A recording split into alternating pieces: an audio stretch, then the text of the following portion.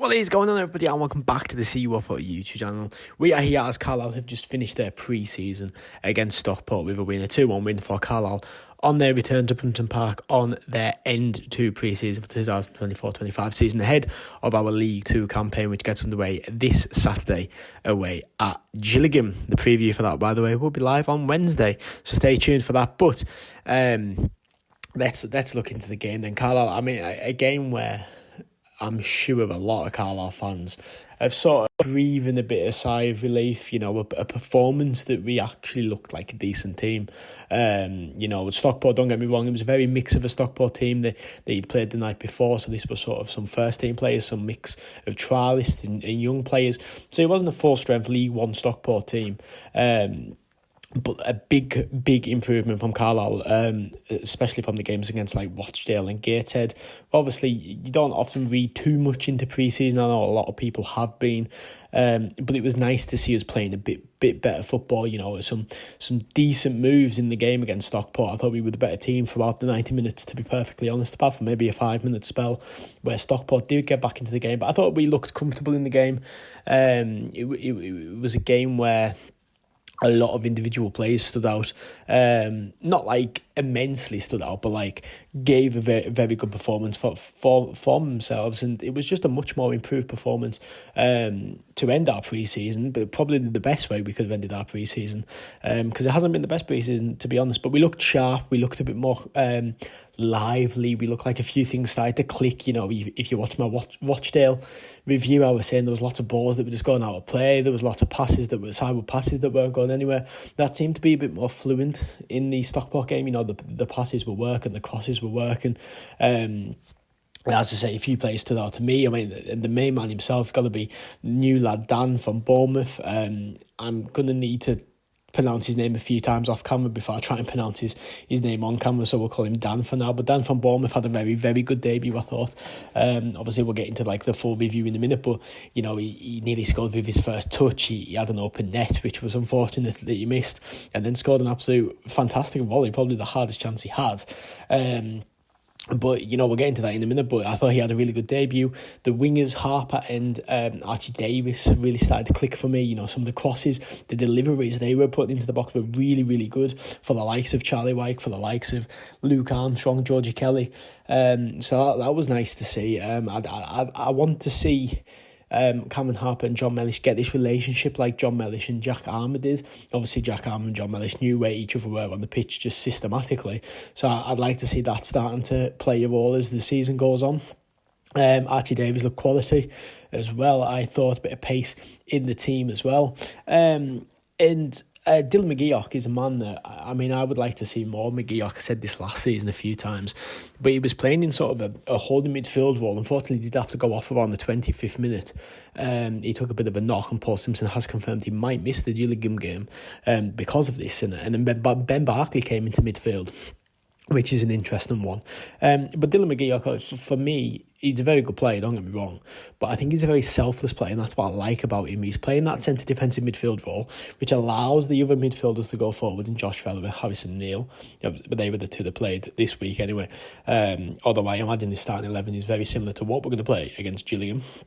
But McGeoch very selfless, so when John Mellish goes on these bombarding runs up front, which he does all the time, McGeoch sits back. When Terrell Thomas was moving forward, he reminds me a bit of Joe Matip, Terrell Thomas, the way he just carries the ball and sort of how he's built as a player. But Thomas goes forward, McGeoch steps back in. Aaron Hayden doesn't go forward as much. I'm actually waiting to see the better version of Aaron Hayden, because I don't think we've seen it in pre-season yet.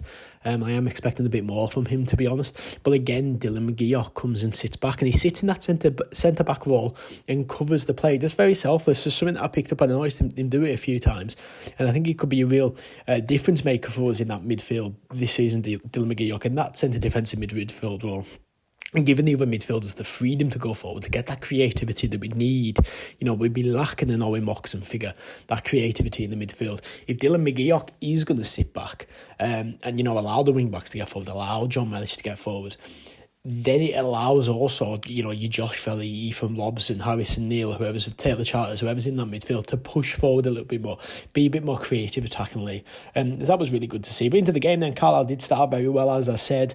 Dan went one-on-one, I think it was maybe about the second minute, and tried to get it over across their goalkeeper, but a great save from the keeper. He's a good goalkeeper, Stockport's keeper, but a really good save from him, and what a dream start that would have been, wouldn't it? Your first touch on the ball would have been a goal, but then a low cross came into him, and it was a fast ball across the box. Unfortunately, he couldn't get the contact, and he did put it over the bar. It wasn't open net, but as I say, it was a difficult opportunity, the pace of the ball, and then he did get a goal from a corner. The ball came back in from a corner potentially. He looked offside, but a great volley from him, acrobatic, probably the hardest chance of the game that he had, and he goes in to make it 1-0. Unfortunately, I haven't been able to watch it back because we can't watch them back for free anymore, which is slightly annoying, but that's a subject for another video. But yeah, we looked really good, to be fair, and there's no clips in this video like normal. This is just me talking through it. I was there at the game, but I just didn't record anything, to be perfectly honest. I don't know why, but we didn't, and here we are. But then a really good opportunity from him, and then we went into half-time 1-0 up. Stockport came out in the second half. We got a goal. It was sort of one of them where, similar to last season, where Carlisle were the better team, but then all of a sudden Stockport get one opportunity and score it. It was good for from the lad into the bottom corner. Harry Lewis couldn't do much about it. He was stretching to get there, but he just couldn't get there, and it was a good finish to make it 1-1. But Carlisle responded really well, which is something that we didn't do last season. We conceded last season, our head would drop immediately. Didn't happen here. We stayed up. We stayed positive about it. We moved forward. Luke Armstrong was on the pitch with George Kelly at this point, and it was Luke Armstrong who got the goal. Again, another cross that came into the back post. Luke Armstrong's there to put the ball into the back of the net. Really good finish from Luke Armstrong, to be perfectly honest, to make it 2-1. And that is how the game finished scoreline-wise. I think John Mellish hit the post during the game as well. He went on one of his runs and took a shot and hit the post. But I also feel like I've just made that up, so I can't remember. But this is where the highlights are nice to watch back. But yeah, Carlisle with a 2-1 win over Stockport in a much improved performance to end our pre-season for 2024-25. What did you think of the game? Were you there? Let me know in the comments down below. Did you breathe a bit of a sigh of relief to know, oh God, we actually can score goals and we can play a bit of positive football? It'd be very interesting to see Gillingham next week. I think Gillingham are a team that are tipped to be in that top end of the table. You'll see where I've put them in my predictions, which are also coming live this week on the channel. But yeah, I think it'll be interesting against Gillingham. I think if we play like this, we stand a chance of getting something. But it depends how Gillingham set up as well. Obviously, pre-season and the league, two very, very different things. But I'd like to see a performance on this level a Saturday away at Gillingham. But yeah, that is my review of the game against Stockport. We end our pre-season with 2-1 win. The best way we could have ended our pre-season, to be perfectly honest. But we do end it. We do take the trip down to Gillingham on Saturday. Safe travels to any Blues making the journey down there.